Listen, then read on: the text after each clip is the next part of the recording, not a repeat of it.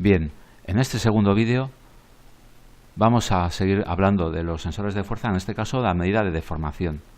¿En qué se basa un poco la medida de la deformación? Bueno, tenemos una pieza con esta forma, en la cual tenemos pues una anchura, si es una barra es un diámetro, y una longitud inicial, L. Por acción de la fuerza, esta pieza, en este caso esta fuerza de tracción, se va a alargar. El incremento de longitud es lo que se alarga esa pieza. Lógicamente ese incremento de longitud no es como vemos aquí, esto está muy exagerado, sino que es muy pequeño, normalmente imperceptible además. Entonces, al incremento de longitud partido por la longitud inicial, aquí a veces se suele poner el S 0 para que quede más claro, a eso se le denomina deformación unitaria o deformación por unidad de longitud de la pieza, y es lo que se denomina en inglés strain. La relación entre la fuerza y la deformación viene dada por lo que se llama la ley de Hooke. La ley de Hooke nos relaciona fuerzas con deformaciones. Entonces vamos a suponer que tengo una pieza en la cual actúa estas dos fuerzas de tracción, tiran de ella, de las dos caras, y tengo una superficie. Entonces hay que tener en cuenta que la deformación, el estiramiento de la pieza no solamente va a depender de la fuerza que hagamos, sino también de digamos, del grosor o de la superficie de esta transversal de esta pieza. Si la pieza es, diríamos, muy delgadita, tiene poca anchura, pues una fuerza no muy grande podrá provocar una deformación importante. Si la pieza es muy ancha, o sea, tiene mucha superficie transversal, una fuerza no muy grande pues no hará nada prácticamente. Tenemos que hacer una fuerza mucho mayor para conseguir un efecto de deformación. Entonces está claro que influye la relación entre la fuerza y la superficie, es decir, la F partido por A, que es lo que se llama normalmente tensión mecánica o esfuerzo mecánico.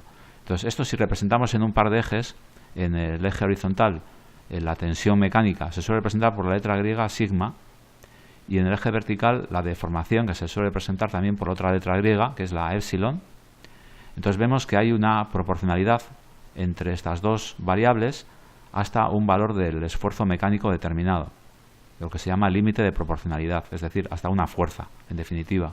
A partir de esa fuerza ya no hay una proporción, ya no hay una linealidad entre la tensión aplicada y la deformación producida, sino que ya vemos que a partir de aquí ya casi no hay deformación en todo este margen, o la deformación es muy pequeña. A partir de aquí ya la deformación es muy grande, y ya lo que ocurre es que todas estas deformaciones se van a mantener, aunque cese la fuerza, se queda con la deformación, es decir, ya estamos en una zona, diríamos, plástica, y si seguimos aumentando esa tensión mecánica, es debido a esa fuerza, llega un momento en que el material se rompe. Entonces esto se expresa, esta relación de proporcionalidad se expresa mediante esta fórmula, donde F partido por A es lo que hemos llamado la tensión mecánica sigma. Esto es la deformación, y esto significa que hasta este valor, en todo este tramo, vemos que es una línea recta, es lo que se llama la zona elástica. Entonces la relación entre la sigma, la tensión mecánica, y la deformación es constante, y esa constante se denomina módulo de Young. A la fórmula se le llama ley de Hooke, pero a la E se denomina módulo de Young o módulo de rigidez del material, y depende evidentemente de cada material. Es diferente para el acero que, por ejemplo, para el aluminio.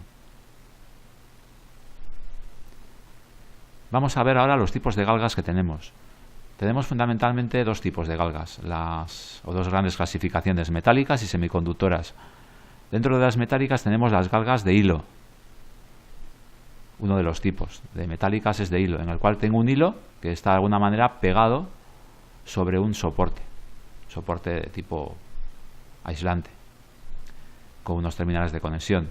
Entonces aquí simplemente quiero que os fijéis en un detalle. Normalmente las galgas están pensadas para trabajar con una fuerza determinada, en una dirección. En este caso, esta galga extensiométrica está pensada para que se alargue en la dirección del eje Y, de esta dirección. Es decir, la fuerza que va a medir es la fuerza en Y. Sin embargo, por estar construida con un hilo que forma zigzag, para que en poca superficie podamos meter una longitud bastante importante de hilo, pues resulta que a este tipo de montaje también le afecta a las fuerzas en esta dirección, es decir, en la dirección X, o cualquier fuerza que sea oblicua, porque cualquier fuerza que sea oblicua, aunque no sea ni vertical ni horizontal, pero esta fuerza F, como sabemos por física, se puede descomponer en dos componentes, en una componente F sub i y en una componente F sub x. La F sub x ya vemos que lo que hace es alargar también, tirar de este hilo, pero en esta dirección. Pasa que en esta dirección también se alarga y también eso modifica la resistencia. Nosotros querríamos que esa resistencia del hilo solamente sea producto de la fuerza en I, pero también la fuerza en X le afecta. Por lo tanto, eso no es una situación deseable. Tenemos que intentar minimizar en lo posible que a esta galga le afecten fuerzas diferentes de la fuerza para la que está pensada. Entonces eso pues es un problema de las células de carga basadas en galgas de hilo, que se soluciona con las galgas de película metálica, que es otra forma de hacer las galgas metálicas, pero en este caso, en vez de ser un hilo, es una película, como si sería, diríamos, una especie de papel de aluminio que va pegado sobre un soporte, donde vemos que las zonas estas horizontales son de una gran anchura. ¿Por qué? Pues porque en caso de hacer una fuerza en Fx o una componente en Fx, como ya tiene una gran anchura, tiene una resistencia muy muy pequeña.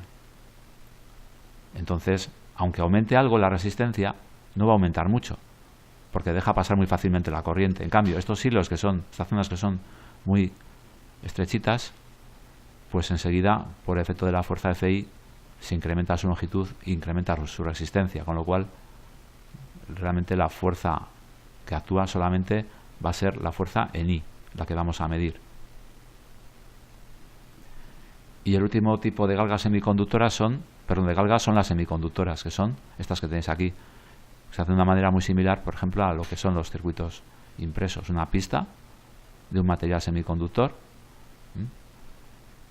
Ventajas tienen que son galgas que se pueden construir en tamaños mucho más pequeños que las anteriores. Pueden disipar también menos potencia que las de hilo.